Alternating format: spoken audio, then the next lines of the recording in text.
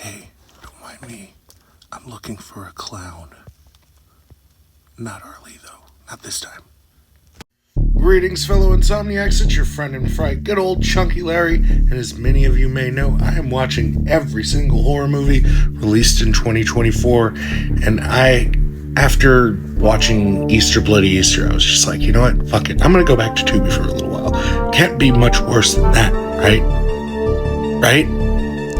I ended up parking myself in front of Tubi to watch Gacy, Serial Killer Next Door, and weirdly enough, they got some of it right and so much of it wrong. There's this weird subgenre of these serial killer biopic, pseudo-biopic films where they're able to just kind of blur the lines of what actually happens to make a much more compelling story.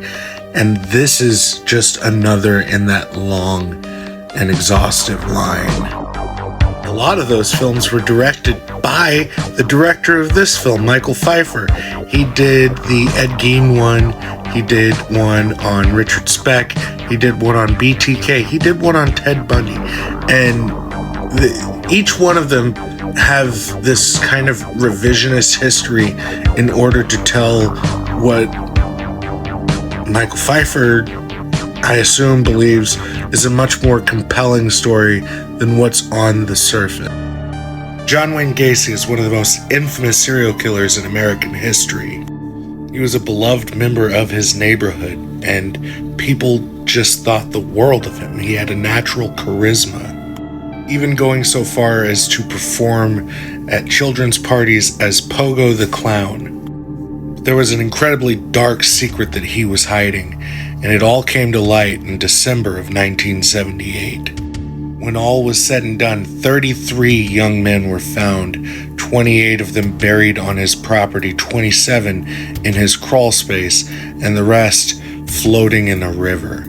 This film takes all of those elements and turns this really horrific part of our existence into just a cliche, corny slasher film. Mike Corrick plays Gacy.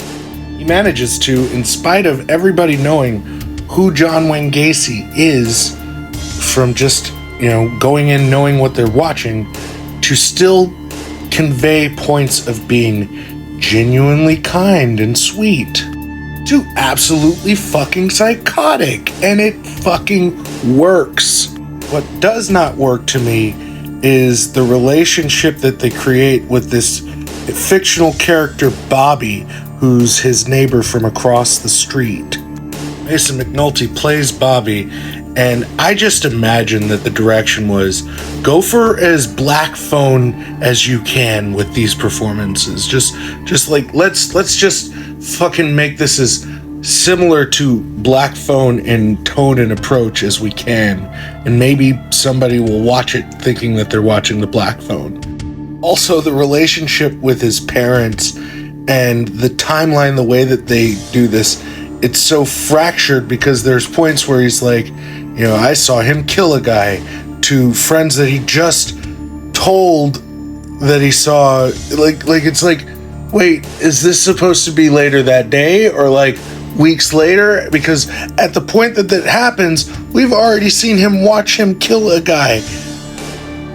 And they're like, maybe you should tell your parents. They won't believe. Like, what? Ultimately, that's where this film kind of goes off the rails for me, in the sense that it is telling the John Wayne Gacy story, and it's doing a relatively solid job at getting some of the points right, but then some of the other points are just so wrong that it's like, what the fuck are you doing? Do you think that we don't live in the age of the internet where people can easily look these facts up? Like, you could base this story around Jeffrey Rignall, who wrote a book about his experience surviving being attacked by John Wayne Gacy. But no!